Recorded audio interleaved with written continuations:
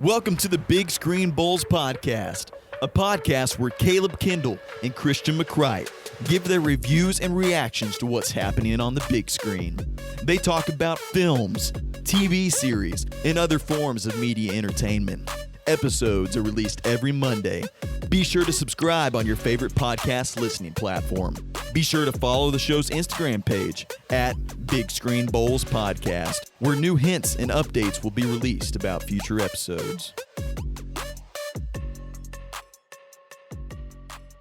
Welcome to the Big Screen Bols Podcast, where you have myself, Caleb Kendall, and my co-host, a guardian himself, Christian McCright. I am the most overweight of all the Guardians, so I'm not proud of that fact, but I'll be proud to be a part of it. Good morning, good evening, and welcome to our show. Thanks. First time you've ever welcomed a guest here, but okay, sorry. No, you're good. You're good. I'm not going to say that's the wrong thing. I'm honored. Yeah, you're the last guest I'll ever welcome on this show.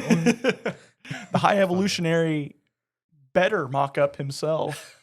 We've got longtime listener, longtime bowl, Chandler Blaine. Welcome to the podcast. Hello. Thanks for having me. I've always wanted to be a bowl. Well, that's good. Well, you can, and you don't even have to swipe your credit card anymore. You just have to. Oh, yeah. You guys take cash? This is now like a rite of passage for you. Like you are officially one of us. Man, I hope I can pass. That's one of those deals. If you show up for it, you pass. It's like, Oh, yeah. Just a participation grade kind of Oh, thing. yeah. Okay. Yeah. It's like today, like drug tests nowadays for like jobs and stuff. Like they don't actually test anything when you go to those things. It's like, it's like, holy Did cow, you this go? guy showed Yeah, I up. went. He's either really brave or really stupid. They can't find anybody to work anymore. And it's like, and we're in Missouri as well too. So like marijuana has now been legalized here. So it's one of those deals where it's like, I'm totally kidding. I don't. we had a Christian smile into the camera. I wouldn't. No. That's slow, sly smile. Sponsored by the gas. That's funny. Whew. Oh man, I was trying to think of a crazy marijuana name or something like No, that. it's That'd okay. be I can't think of any. the official flavor of the Big Screen Bols. I'm too high to think Just of anything put right now. Just put any two names together. I mean, I'm sure you'll hit something. Oh yeah. Donkey cheese. The wild stuff. All right. Oh Ooh. gosh. Well, this is one of the only times where we've had an opener where we didn't say anything about the movie at all or any hints to it at all. Oh, that's true. I mean, except for the names, but yeah. Yeah. Could be, but ladies and gentlemen, we're here going to talk about the new Guardians of the Galaxy Volume 3. Mm. And this is one we had actually the most people ever reach out to us and asked to be on the podcast just for this episode. Yeah, that is true. Absolutely true. This movie was super, super good. And we're going to start off with no spoilers here, just to give you guys a heads up on kind of what we thought through it, and even give you a little bit of history going through the Guardians of the Galaxy here. So before I jump into any history, any comments, concerns, any profanity, anybody wants to say? No, I'm ready to go, Captain. All right. Good to go. All right. I'm ready now. Okay, so Guardians of the Galaxy has started off actually officially in 1969.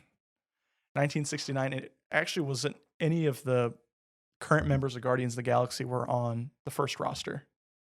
It was a whole completely different roster that went on until 1995 until they canceled it. Wasn't enough viewers of it. Really? But then they thought to themselves they need to pick this back up, but they didn't really like the current roster that they had for it, so they had to make a whole new roster in their mind. Huh. So in 2008, writers got together and they made a new comic book series with a whole new roster. The roster was so powerful and great that they wanted to make a movie about it almost immediately. So it wasn't honestly too many years afterwards where they actually did officially make the first Guardians of the Galaxy movie because of it. So that's like, it's one of those deals. It's hard to have I was always like ashamed of myself, like getting into the franchise. Was like, but it didn't have like a long-term fan base anyway. At that point, I was like, well, why didn't I see any of the comics? Well, it's like, because there's no old comics for it. It didn't have like a crazy history like a lot of the other stuff did out there, which probably was for its benefit in some ways, because instead of making all this lore inside the comic books, it felt like Marvel was able to kind of go from a clean slate point of view of all this stuff Okay. to kind of make it their own. That's pretty interesting. But I'll say in 2008, the roster that was officially put into it was the team was full of groups like Quill or Star-Lord was still the leader of the group there. Yep. And it's crazy. Actually, a lot of his comic book, where he's looking like in the comic books, he even looked like Chris Pratt. Like Chris Pratt almost Yeah. felt like he was built for that role then, just because like you He's looked at perfect it for that role. and it's like, okay, like you couldn't pick anybody else at that point, especially after he's able to lose all that weight and stuff to be for the Mhm. role. But then you had Adam Warlock, you had Drax the Destroyer, Gamora, you had Quasar, which we haven't seen anything about yet. Quasar? Yep. What? Never heard of that one. Me neither. Quasar. So What is that?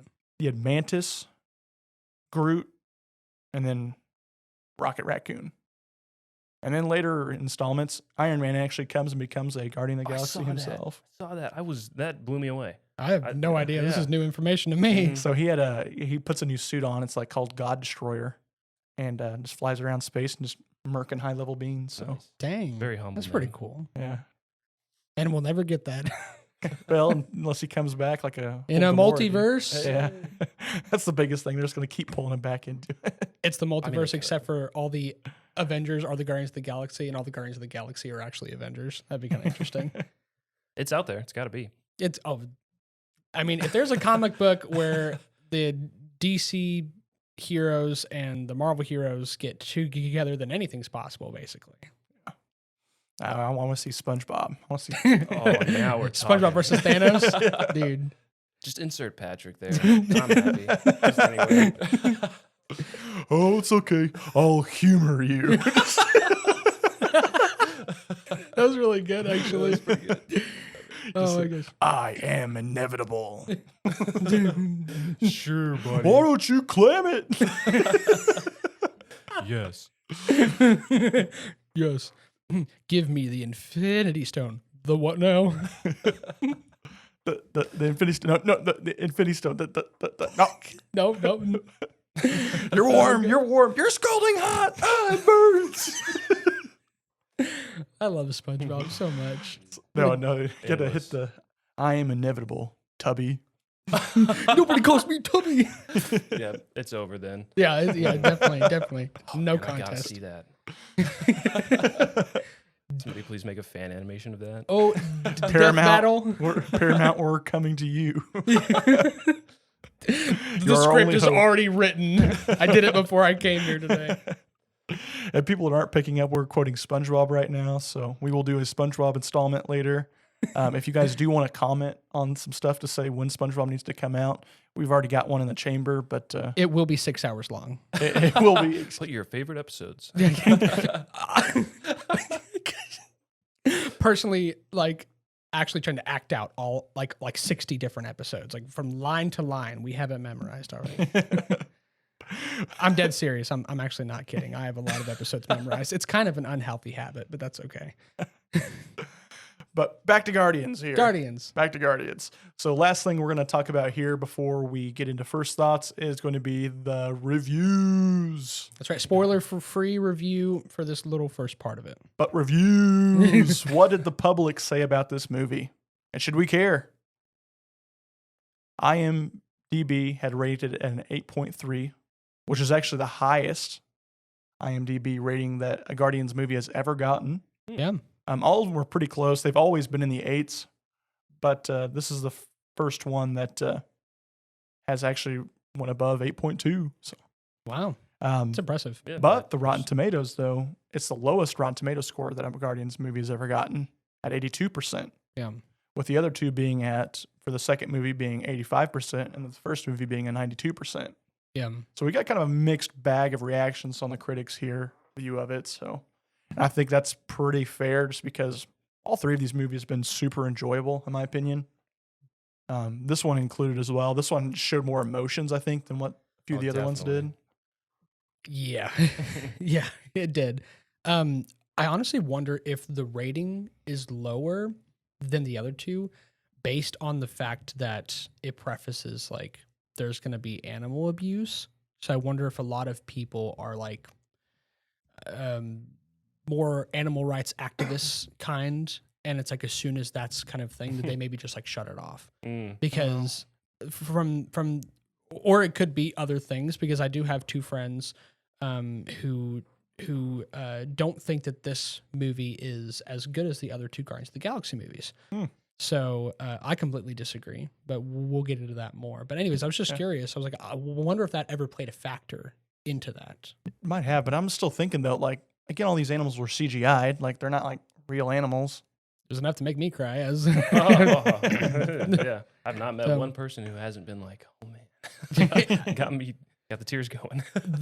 One of the friends I went to watch this movie with, after it, I was like, were you like close to like crying or anything? He's like, no. And I was like, bro, come on, where's your heart, bro?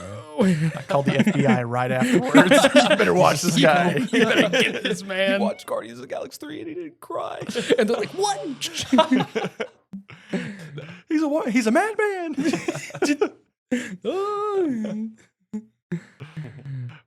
But anyways, so that is very interesting that it is rated lower than the other two. Yeah. But I don't feel that way. Yeah. What is your first overall thoughts on it then, Well, I wonder if those reviews are of the times. Like, the first Guardians of the Galaxy came out, and it was kind of its like own thing, kind of like, you know, it's got the goofiness plus like the seriousness, and it's super action packed, but then every other one's compared to that one. So I don't know. I wonder if they were all, you know, devoid of the time gaps. If you could go back and like have those Rotten Tomatoes guys rate them now, I wonder where they would sit. But I mean, I think those ratings are pretty fair. Yeah, I'd say, like, was it the best movie in the world? Probably not. Was it, in my opinion, just to give you guys a heads up, was it something that put Marvel back on track to actually produce decent movies? I would agree to that statement. Was it Endgame? Was it Infinity War level? No, but was it close? I thought it was pretty close, but we'll figure out more when we jump into this thing and start dissecting the whole movie, just like Rocket Raccoon was dissected. I was thinking, I was like, are you going to go there, or is this... Anyways. But if I had to put a rating on this movie here on my end of things, I would be ranking this at an 8.8 or an 8.9 out of 10 popcorn bowls that we have here on the screen, because that's how we do everything here. Instead of the BOL, it's a BOWL. An actual bowl of popcorn, yeah. And for non-English speakers, I'm sorry we've had to confuse you for such a long time. Speaking about bowls. That's right. There are two types of bowls in this world. Bowl on the table.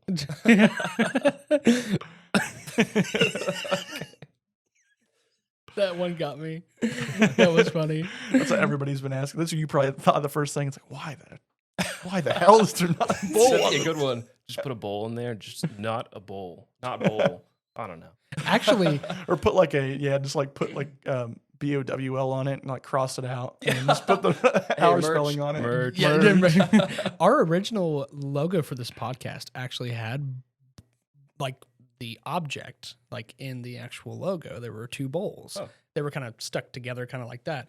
But I scrapped it at the last minute. So, and I love the way it turned out now. So no regrets. So not at all. Some future legacy bowl content. Right there. Some multiverse content. I think this movie, I'm going to give this probably a 9 out of 10. I think this is a fantastic movie. I have seen it twice. And I wish I really need to see it again before we did this, but I would go see it a third time, like tonight, if I could. Yeah. And it's a wild ride of emotions. They do really well with the characterization of each of these people, because it's people that we have grown to love over time, and none of them are disrespected, disregarded.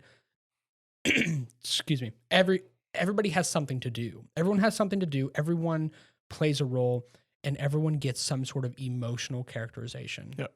And I think this is a really good job of showing Peter Quill's character emotionization aspect of things. Yeah. and I feel like they righted a lot of wrongs that happened within Endgame and Infinity War within everything, and they even call it out in some of these pieces as well too, which is pretty funny. You guys do go and watch it and see it. So yeah, so please go see it. Please go support your local theaters.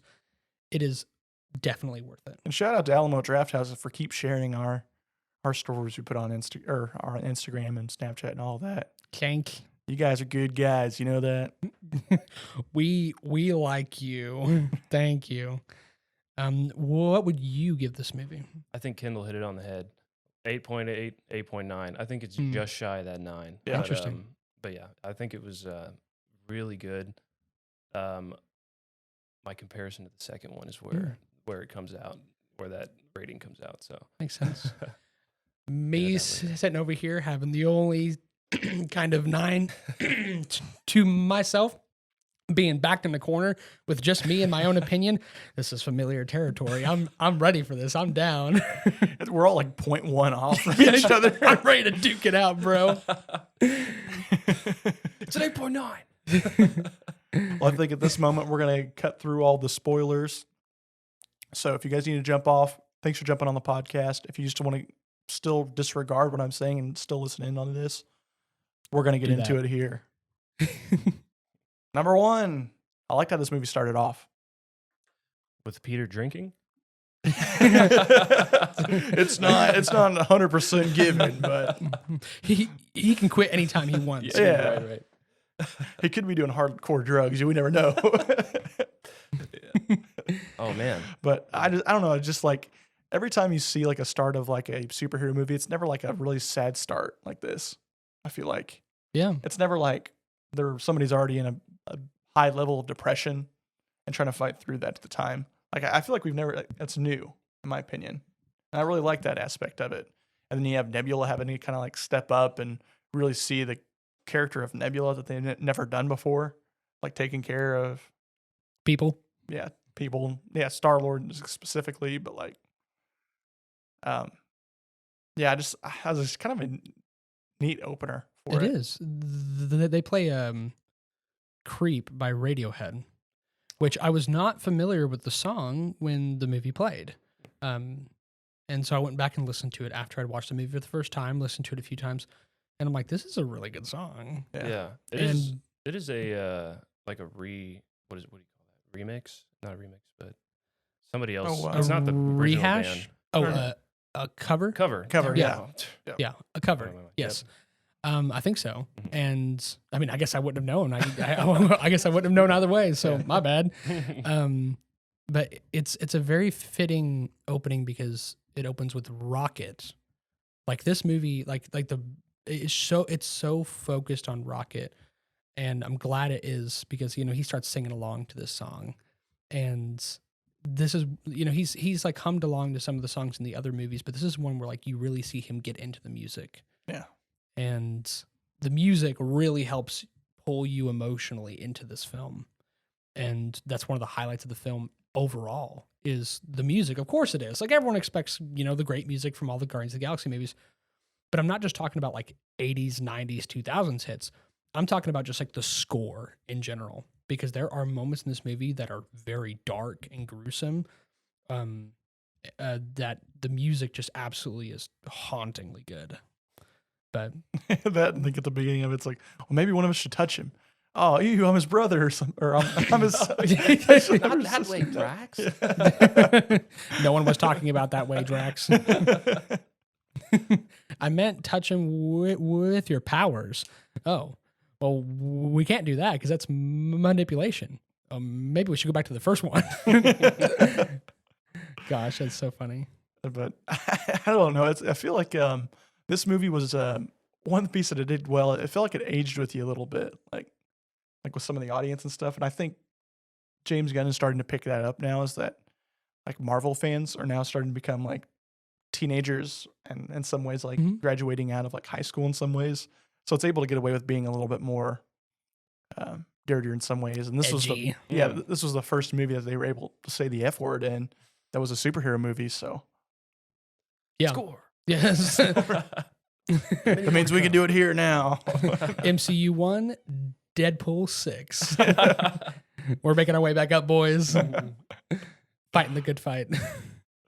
But I don't know. I just thought that was kind of a neat concept of just like Peter Quill starts off being depressed, and then Adam Warlock has to come in right at the beginning of the movie to Yeah. show off a few things. And I've always been a giant fan of like Adam Warlock. Even when this was first coming out, I watched so many different lore things of what Adam Warlock would be.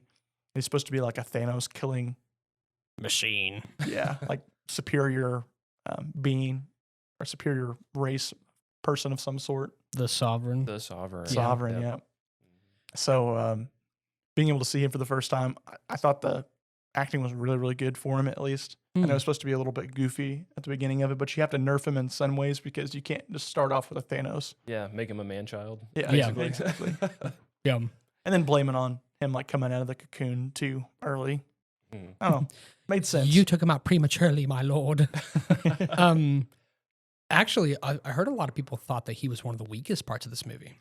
I've heard the same thing. Like he bounces all around the place. Like it's not super consistent. He's kind of like shoved in certain places. Yeah. That's what I've heard. Yeah. And I can kind of see where they're coming from. and did I would too. say the second half, like after this first scene, that's where I think where it comes into place, Sure. in my opinion. The first time he comes in, it's like, oh gosh, and he's just sitting there Yeah. turning Right. heads and ripping Nebula apart. Yeah, basically bodying Nebula. Just like zap, rocket. Oh, my knee, my knee. Gosh. But I mean, yeah, like he's got an interesting power set. And I was glad to see him being included in this movie.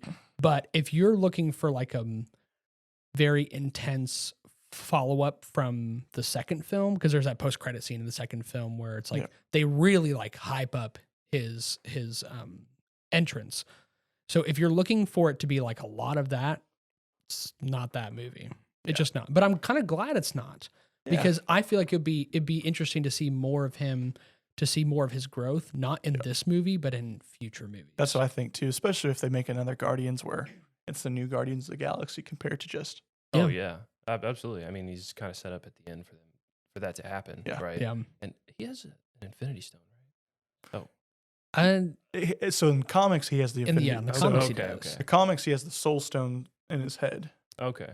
Well, he does have something. Yeah, in the film, he does right? have a stone in his head. Yeah, but I don't know if it's really said to be an It's a Infinity fake. Stone. It's Something's got to be there. It's one of those manufactured ones. A diamond. Yeah. Made in China. It's got it on the Gas inscription station in the back. Infinity Stones. Gas station. The knockoff Infinity Stones. But you get to see back to the movie though, you get to see some like Nebula's cool powers though. Mhm. She gets the upgraded arm that Rocket gives her. Which is super cool. That is yeah. really, really cool. I think, and then you get the plot hole to actually start this whole entire movie of you damage Rocket so much, he's got a inhibitor in his heart that won't allow him to be rehealed so much. So then starts the whole entire plot of the movie from there. Yeah. Great start of the plot. Snaps Quill out of his drunken depression that he's Stupor, in. yeah. Yeah. Just so he can help come back and save his friend. Yeah. And so it's all this about like this chase to get something to help save his life, but then we get all the Rocket stuff like while he's basically dreaming about it. So we get a lot of flashbacks and what he's actually dreaming Yeah. about. So, but you were about to say something? Yeah, no, I was just gonna say, do you think that Rocket made that new arm out of Bucky's old arm? You see- I heard something about that because like what he was gifted the arm at the end of the holiday special, wasn't he? which I only saw recently. I didn't even know that thing existed. Really? I thought we watched it at your house actually. No, I mean, if we did, beats me, man. If it was you, I don't remember it. I watched it the day it came out. Oh, okay. Yeah, I did. Yeah, I thought I did not. it's fun. It was really fun. You can see some and Drax and got some Drax and Kevin Bacon, and yeah. it was just a good time. And then Rocket's got Bucky's arm. He's like so happy. He's like, this is the greatest gift I've ever received in my life. Yeah. Anyways, yeah. No, but yeah, the arm was cool though. Aspect of it starts the plot. You have to bring Gamora back on just to help out with this heist here. You get introduced to this whole new weird world. Yeah, I'm gonna butcher this real quick. The Ogle scope, the Ogle Corp, Ogle something. Sounds fair to me. Close enough. Yeah. We'll go. Omegle something. I don't know. It's like a fleshy biomechanic world of sorts. Yep. And they have to break into there to get information about what happened to Rocket, so that it can lead them to the person who did it, and then find the passcode key to help save Rocket's life. So, and Gamora is, it's not the same Gamora. It's the Gamora from a different timeline, or that hasn't gone through all the stuff that she's gone through the first two movies. So, did you two like the way that they handled that? Not at all. I've Really? heard so many people say that like she's way more of like just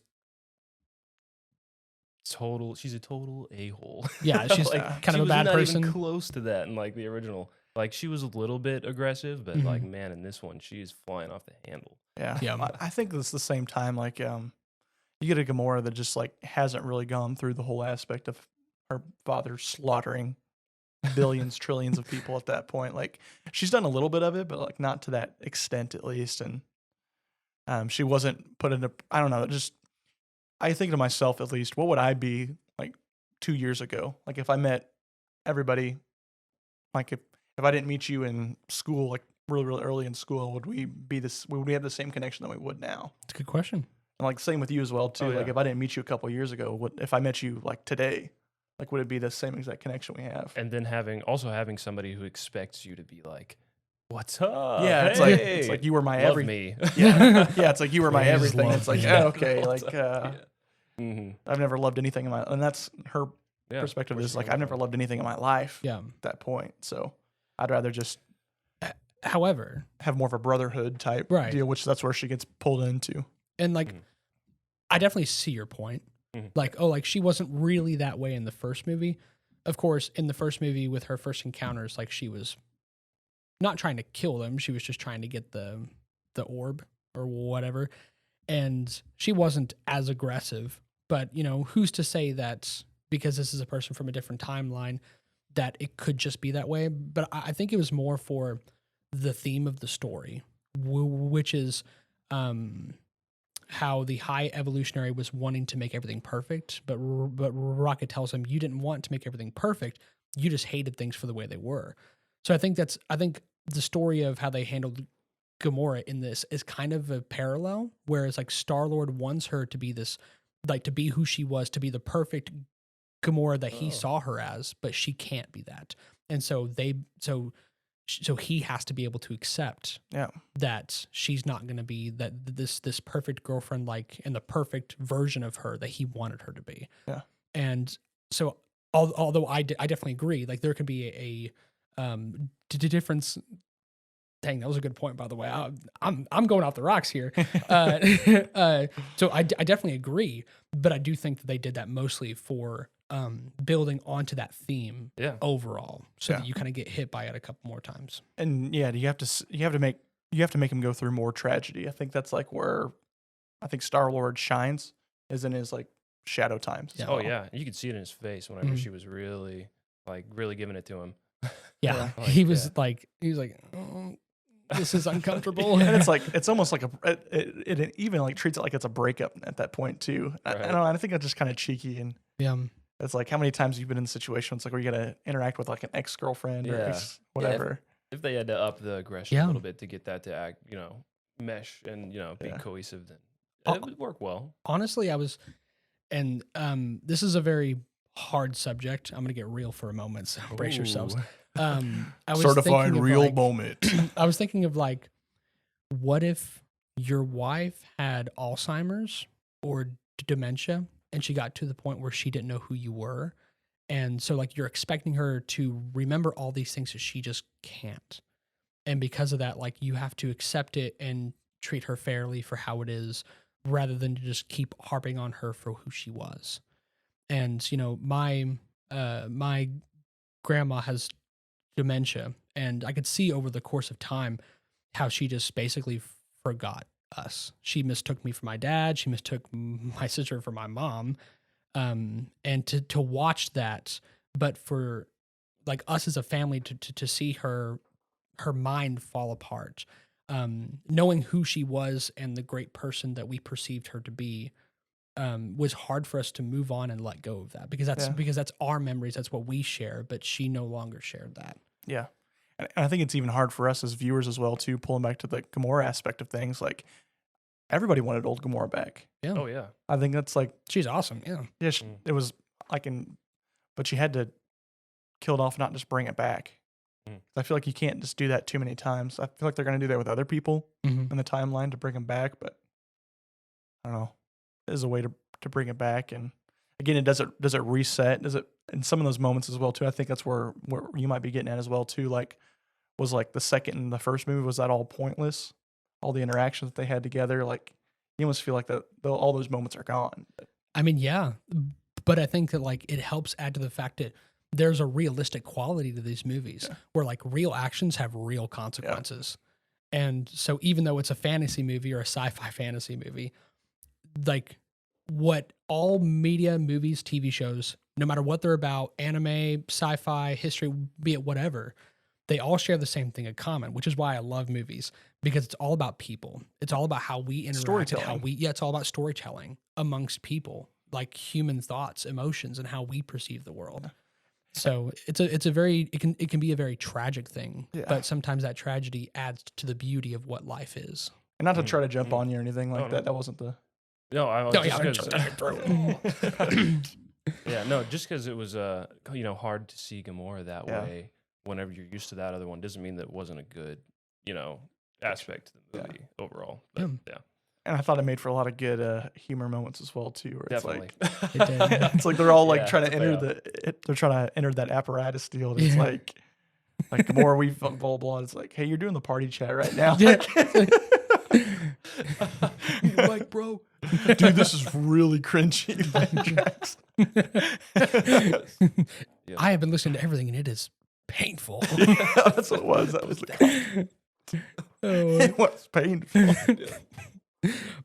Blue is for everybody, and black is for like orange, and red is for green, green is for red, yellow is for. About this. Like that was just such. I thought it was intuitive. Drax is actually really good in this movie. Oh man, gosh, he used to kill it. Yeah, like not only is he funny, but he has some really good emotional moments. I think so too. Like especially with like kids or whatever scene. We'll get into all the character dive here in a second. Sorry. It was the facial. Sorry, I wheeze a lot when I laugh. If you knew me like really personally, like if someone really makes me laugh, like I wheeze. Folks, that is how nerdy we are. We bring an inhaler on this podcast with these. I'm gonna ask you, what was your favorite part of this film? Oh man, that's probably gonna be the hallway scene. The hallway scene? Oh, the long take? Oh, yes. man. Oh, man, it was so good. There's so many good movie moments, and it's a hard choice between that and, like, all of the, like, emotional stuff with Rocket, because that was heavy-hitting, and I really liked his backstory, but, man, that hallway scene was, like, the best. That was, man, just the start of it. It's like, all right, let's get off this ship. It's like, no, I'm tired of running. And it's like, it's one of those stupid, like, action moments. It's like, what? That doesn't make any sense. And it's like, this is like a superhero movie. Of course, it makes all the sense in the world at that point. It's like, I'm done running. No, sleep till Brooklyn. And everybody's just like at that point, and everybody's like been with each other long enough that like they all understand each other's personality as well too. Just do mindless destruction. It's like, it makes sense. It's like this is an average Wednesday for us and stuff like that. Drax, it's time to run, or we could fight. Run, fight. But yeah, man, the choreography.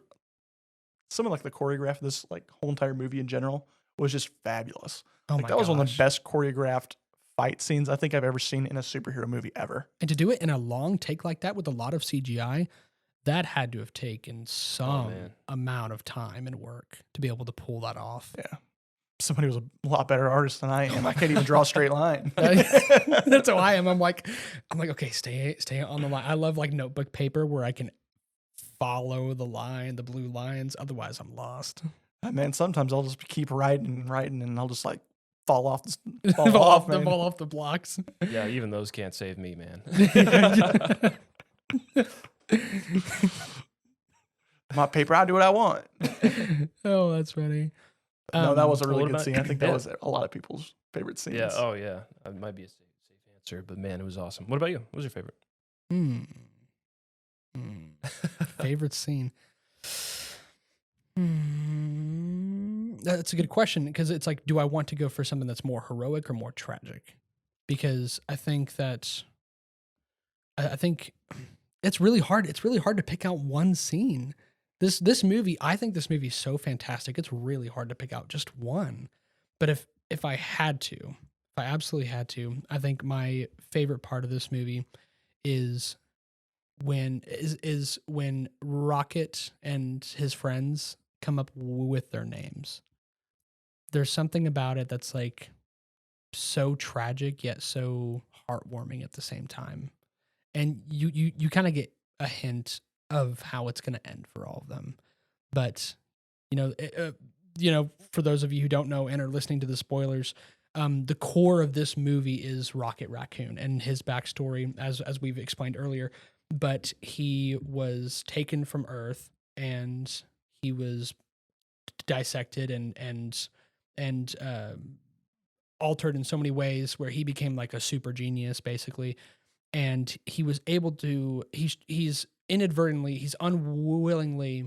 unknowingly helping the high evolutionary make a perfect society where he can turn normal animals into basically people.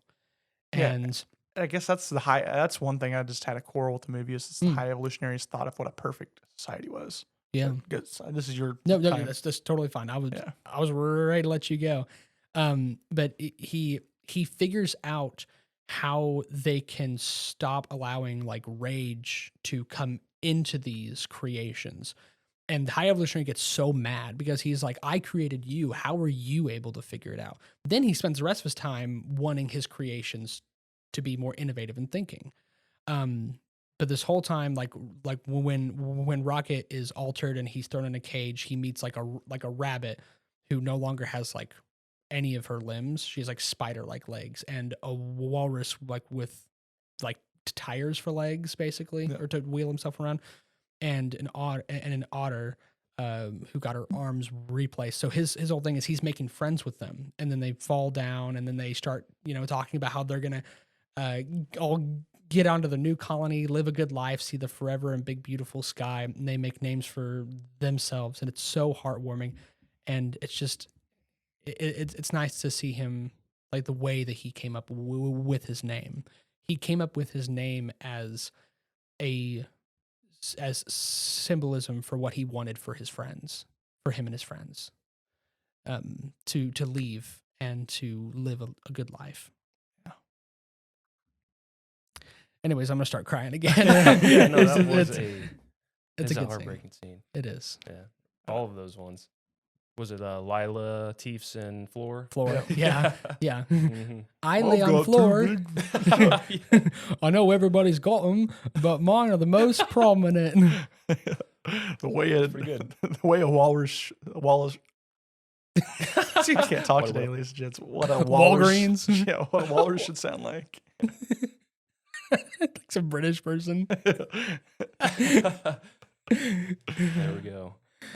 But that's my favorite scene. What about yours, Kendall?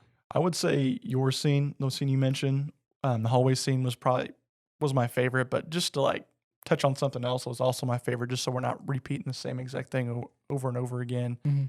I kind of like some of the scenes where Quill was like a hopeless romantic. I don't know. I thought it was pretty goofy. There's a lot of funny pieces within it, but the moment where he's like trying to hit on the girl or whatever that's there to be able to get some of the information and stuff out of her. It's so funny. And then Gamora's just like pulls the gun out. Yeah, and just tell like us where it is. He's like, hold on, she was super into me. It's like, you kind of came off as a douche. That whole sequence was awesome. The elevator was the best, I think, when he's like explaining the whole thing. Just forever. The whole And backstory. You can see her face, the hostage. He's like, I'm so sorry. I didn't mean for any of this to happen. If you must know, we used to be in love, and then she died and got thrown off a magic cliff by her father, and then came back. And then I about A total jerk. And then I about destroyed the whole entire world with a fit of outrage. And just He's like kind of James poking Gunn- fun. At, Yeah, James Gunn is just like goes ahead, and just like justifies everything that happened within Infinity War, and I just loved it so much. And then the end of that scene goes into, and I'll let you finish after Mhm. that, but it's like just tell them like to just disable all their suits and stuff like that, or give me access to the system just so I can say some good words, because I know as long as they're hardworking and they're understanding people like yourself, they will listen to me and they will let us go. She's like, okay, here's the intercom. Do you really? And like Moore's like, Yeah, do you really believe she that? asked It's him, like, no, You no, speak from the heart. They'll listen. Yeah, no, listen. So So like, no, I have access to the system now. Yeah. Okay, turn the gravity off on all those suits and stuff. They all just go floating around. it's so funny. So I told you the charm worked, and then Go ahead, speak your truth. Oh no, I'm way too smart for that. I was just one kid. So funny. Yeah. The Russo brothers, they actually approached James Gunn and said, "Hey, we're gonna kill off one of your main characters. Is that okay?" He's like, "Yeah, I can work with that." Whoa. I You didn't know, that. yeah, and you know, good on him for having to improvise and adapt to a pretty hard situation that somebody else made, because that was not his plan for Gamora. yeah, So- that's I don't know. He's just able to like interact and just work really, really well with anything. I'm super excited for him in DC Mm-hmm. to be able to go through all this. Yeah. A lot of controversy there, especially with the whole removal of. Well, we're getting a whole new can of worms there. Yeah. Superman and Yeah. James Gunn and oh Yeah. man. Well, it's just at the same time, he just needs to start fresh and start Yeah. with the cast that he wants Mhm. at that point. And he said he wants to translate a lot of the cast from Guardians of the Galaxy over to the new DC stuff. Yep. So he wants, because, you know, you've noticed in a lot of his films, he reuses a lot of things. So like Nathan Fillion was in there, and he was in the Suicide Squad movie from a couple years ago. Yep. So, you know, there are certain actors that he takes more of a liking to, and that's okay. I have no problem with that. I do hope he kind of focuses on some more people who haven't gotten as much experience with like superhero films. But that's a story for another day. But yeah, so that's all centered around Rocket, and seeing that, and the High Evolutionary basically told him that he and his friends are not going to this new colony, that they are just experiments, a quote medley of mistakes to learn from.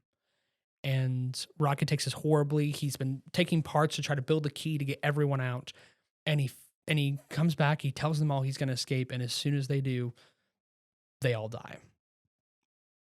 The High Evolutionary was expecting it, so Rocket messes his face up, as he should. But that was the most heartbreaking scene. Oh my gosh. Yeah. Especially like it really hits whenever he starts crying. Like Oh, he just yells. And then I've heard some people have a problem with this particular scene because the High Evolutionary interrupts and just goes, wah, wah. He's like, get over it. You won the crying contest. But I'm like, that makes the villain more hateable, Exactly. which I like. Exactly. Like, Yep. I want this guy to go down. And that he does. And that he does. But he doesn't get. I mean, I'm sure the ship blows up or something. I'm not Yeah. entirely sure for sure. But Rocket didn't kill him, and which I thought was very interesting. And Drax is like, why? And he's like, because I'm a guardian of the galaxy. And that's where I feel like that was the moment where he became the captain of the new Guardians of the Galaxy. Where he's like, now he's fully adopted these new values. He lived his whole entire life bitter just because of that one person. Yeah. And now he it's like, found family. yeah, he can't be bitter he can't be bitter anymore because Let it go. Yeah. again his best friend thinks he's a raccoon. Yeah. He is. Oh yeah, and the moment when he finally finds Mhm. out that he's actually a raccoon. raccoon. that was pretty. And that was a that- pretty good scene. That one-liner yeah. goes hard where he's like, the name's Rocket Raccoon. And I'm like, that's pretty good. But if there's anything I've learned from the Fast and Furious franchise, which there's a new one coming out, there you go. It's all about family, bro. So, Make me make more Alabama jokes. Oh no. not opening this one up. Oh gosh. Well, where were we at a good point in this now? Well, Jump I was into? I was going to ask you, Mhm. because you're the esteemed guest. A lot of people have lost their faith in Marvel, and a lot of people are seeing this superhero fatigue, I think is what it's called, or maybe it's just Marvel fatigue, but I think superheroes in general. And did you call this the post Endgame effect? Is that what you called it? Yep, Or I maybe call it the something I post did? end game effect, like where you already hit the climax, so it's like feels like nothing can get up Right. to that moment. Do you feel as if this movie is kind of like did it like restore your faith, or do you think it would restore anybody else's faith, or do you believe that this is kind of like a candle that's flickering really brightly before it goes out? Like this is the last like banger we're gonna get before who knows what happens. Yeah, I do. I think this is the last twinkle of a star as it goes out. As made the analogy earlier with a Roman candle. You're Mhm. shooting it, you get Guardians of the Galaxy 1 and 2 shooting out all right, and then you get those duds, and then the last one comes out. And you get that last final sweet. Kaboom. Exactly. So I don't know. I don't know if this is gonna so they have something to live up to now. It's looking good with this one, but to come we'll see what they do with it, because they don't have James Gunn anymore. Yeah. So are they stopping Guardians of the Galaxy movies, or is James Gunn just like out and they're done with I'm confused on that. I think just James Gunn right now. The idea is that James Gunn's stepping away. They need to find somebody else that will be able to take the mantle. Okay, so you think the Guardians of the Galaxy film franchise will continue? Yeah, I think at least they'll do one more at least and try with Right. probably the new cast. I think right now, I think what this plan is they're going to try it like another Avengers type movie and bring them into it and see Mhm. how the new Guardians interact in an Avengers movie. Yeah. And then they'll see if it's worthy of That's probably true. giving their own deal. Because again, you're going to bring back Peter Quill. You're going to bring him back just because he's on Earth now, living there, eating cereal with his grandpa. Talk about mowing lawns. Mowing somebody's lawn. And you know, now there's a bunch of this new group has Kraglin and Cosmo. I love Cosmo. Oh yeah. I love that. His sweet puppy.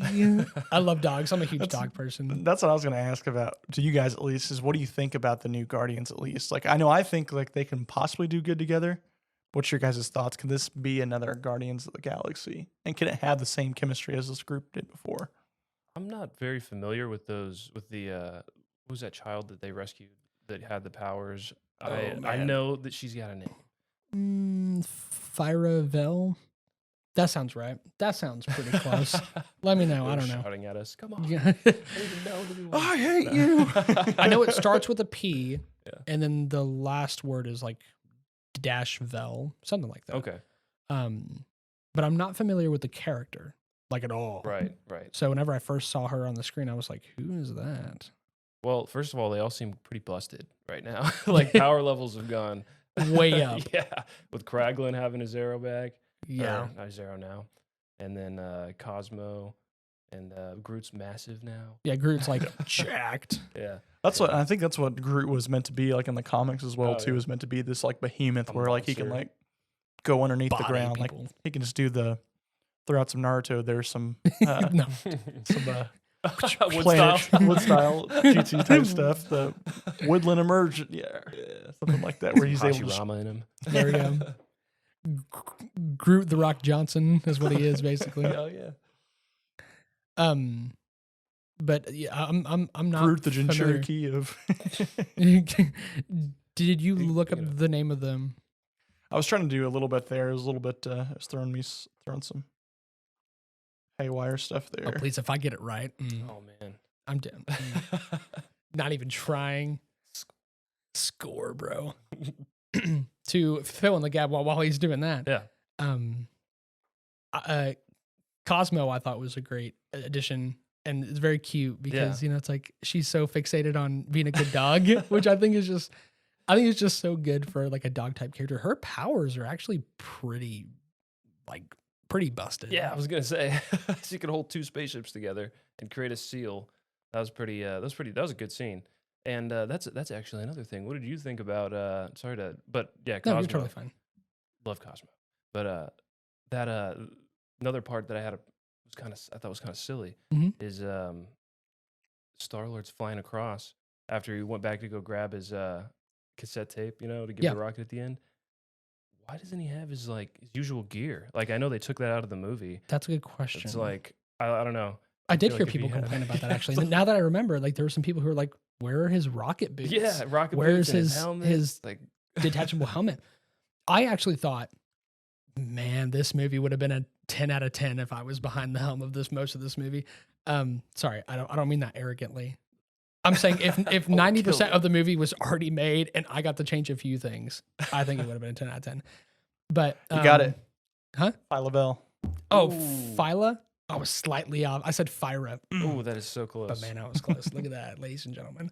But they were actually going closer to the original Guardians costumes. Because if you look it up, Yep. Star-Lord's original costume is not a red leather jacket and a black t-shirt and like pants. It's in like a detachable helmet or something like that. He's always had the helmet though. Like he always has the helmet, but his helmet's even styled differently because it has like a certain symbol on it and like more of like a not samurai look, but it has kind of like a hooded look. And his outfit was more like dark blue with like an outlining of red and like the fiery symbol in the center. Yep. So this movie actually went towards the original costumes, but didn't even give him a helmet, didn't give him his rocket boosters. So that I was kind of confused because maybe they were just doing that to help parts of the plot. Right. But then again, because if he would have had his rocket boots, some things like that would have been easier. Right. But I think they were trying to show that he was willing to sacrifice his life to go get this Walkman. There we go. That's what I said. For Rocket. Right. Yeah, it was just one of those like, wait a minute moments. Yeah, you're I like, agree. It is a little weird. I really wish there'd always be like when they met up with the Avengers and stuff. I wish like, dude, why don't you see Spotify or something? Like, we have Apple Music. Like, why don't you just like download it to your phone and just have it anywhere? Like, just pull it up on the cloud. Yeah. Raglan even said that they get like great signal. They get like, oh yeah, from here we get like 1,000 light years around. Yeah. When they get good signal from the holiday special. He never went down to Earth though. Star-Lord never went down to Earth until the end of this movie, right? Yeah. Maybe so. they can Yeah. throw some of that out there. Because I mean, That'd he be good. died in Infinity War, and Rocket and Nebula got to go down to Earth when all the Avengers were meeting, but Star-Lord never did. He still kind of But he remembers should. Earth, doesn't he? Huh? Doesn't he still kind of remember Earth though? That's where he's Yeah, from? he vaguely remembers it, and he was able to find his way around and find his grandpa. Yeah. But yeah, I mean, bro, why don't you haven't even thought about buying Spotify Premium, bro. First of all, your Jordans are fake. For those of you Sponsor. who know that meme, good on you. Yeah, but no, I do like we talk about like issues we had with it. I didn't Mm-hmm. think that was an issue. I just felt like it was a plot hole. Mm. Again, like you said, there's a plot hole to say he was going to sacrifice himself, and it was a plot hole to say that Adam Warlock would come in and save his life and Mhm. bring him back and all that. So Yeah. I do understand the point of it. Did I like it? Probably not as much. I could have explained a little bit that he was in battle and damaged him of some sort. Well, yeah, we didn't need to have that scene for Adam Warlock to be like, introduced to the group. They could have just, that could have been done in another way. I think. Yeah, I agree. But it works, I suppose. Yeah, it worked for what it was. Mhm. So I do agree. I don't like that. I don't like that scene as much, but I do like that. Like Drax and Mantis all got something more as well, because like Mantis started to wonder like, okay, I've done everything the Guardians want me to do, everything Ego wanted me to do. Maybe I should go off and do something on my own. And while Nebula, dealing with all this, trying to take on the burden of multiple things at once, is trying to keep everyone together. Yeah. And so but then she yells at Drax, and Mantis defends him, and is like, it's not his fault. He's stupid. He's like, you think I'm stupid? Forget. Wow, you guys are lucky I busted that door down with my incredible strength. But it gave them more something to do because Mantis had to explain like Drax is more than just like he doesn't have to be intelligent. Like he's not always competent. He's not always intelligent, but he's caring and he's loving and he loves to make people laugh and he really shows compassion, which is why like whenever they're all having the send off and they're all talking, makes it so powerful because Mantis finally gets to do something of her own and she was able to stop those 3 giant creatures. Can't remember what they're called, like aboliths or something like that. Something like that. I don't know. And so that was nice. But Drax really did he had some really funny moments, but I definitely love the moment where Nebula told him, like, I saw who you were. Like, you weren't meant to be a destroyer. You were meant to be a father. Yeah. And the one thing I did take issue was that he didn't know, like, he didn't say anything about how he knew the kid's language before. And so she's like, why didn't you tell us the whole time you knew the language? He's like, you didn't ask. I'm like, that would have been important information, though. I don't know. Like, I thought you that was would know. goofy. I like it's goofy, but like I thought that it was kind of, I thought it was kind of weak-handed. I don't know if that's the word for it, but it kind of felt like it was played off more of like a slapstick joke. But I was like, come on, that actually would have been helpful, and you're smart enough to figure that out. Yeah. I don't know. I just think like, I don't know. I thought it was kind of good because it was one of those deals like you underestimated him the whole entire time, and he actually has the knowledge that you need to make life a lot easier for you. Yeah. So It's funny. They're like, yeah. He's like, yeah, I know the language. I'm like, do you really? Just like, because he starts saying it out of nowhere, and it's Drax. So I'm like, is he just making stuff talking up. nonsense? Jube Jube. Yeah. But that was good. They never mentioned what kind of language it was. Yeah, they don't even know. There's so many languages. imagine They was did it just on made up. purpose so no one can fact check him with the Mhm. comics. Smart. Yeah. Genius move. But all of those characters, like everyone got something. Even Gamora, new version of her, Got to understand more of a family aspect. got to of it, understand more. And And I'm glad. Yeah, and I really just do like to stay. Like she even goes out of her way to save Rocket, and then at the very end of it, after like all of it's all said and done, it's like as she's walking away, it's like I bet we were good together. Yeah. Like that He's last. like, I bet we were fun. He was like, you have no idea. Yeah. And then No, she has it like was those worse. weird. She has like those weird like. She had these weird interactions with her sister that it's just like a grunt. It's just like. They get it. It's an inside joke. In Kraglin got to see Yondu. Yondu, my boy. Oh yeah. Because he was trying to use the arrow. And he was like, use your heart, boy. It's like classic Michael Yeah. Rooker. And then he sees him just like standing there and he's like, yeah. I mean, he had some good funny stuff too, where he's just like, all right, he's focusing really hard with Adam Warlock first land, and it's like whistles and it hits him. He's like, ow. He like hides behind. Yeah, he's like, Who threw this item? That's awesome. that was like almost dead on par with how he sounds. I'm tired of being ordered around. Show him that we mean business. He like disintegrates a guy. What more business could we show him? Oh gosh. It's a really fun movie. It's enjoyable. It's emotional. Man, it keeps you on the edge of your seat, but also knows when to push you and pin you back down with heavyweight emotions and characters. Yeah, it was an emotional roller coaster of a movie, and I love that. Mm-hmm. We haven't seen Me that too. before too much, so I thought it was good. This is a 9 out of 10. This is my favorite Guardians of the Galaxy movie. I will say it's my favorite Guardians as well too. Not quite. It might be on par with with 2 for me. But You really like 2? I like 2. a lot. Interesting. Yeah, I gotta say, it's funny because it was my least favorite. I used to like the first one a lot, Mm. but man, I went back and watched the second one. It was really good, but just slightly, I think 2 is still my favorite. Mm. This one, 3 is definitely right behind it. So, I would love to take an hour to dissect that. oh man, I'm not sure I You could get give down you. for it. But we don't have time for that, We don't ladies have and time for gentlemen. that. I'm so- just messing. So, again, thanks for jumping on the podcast, Chandler. Yeah, thanks for having me. Yeah, of course. Everybody, make sure to like, subscribe, share this, and comment if you want to be on one of our podcasts as well too for the future, because you might just get on. So, logging off, Bowls.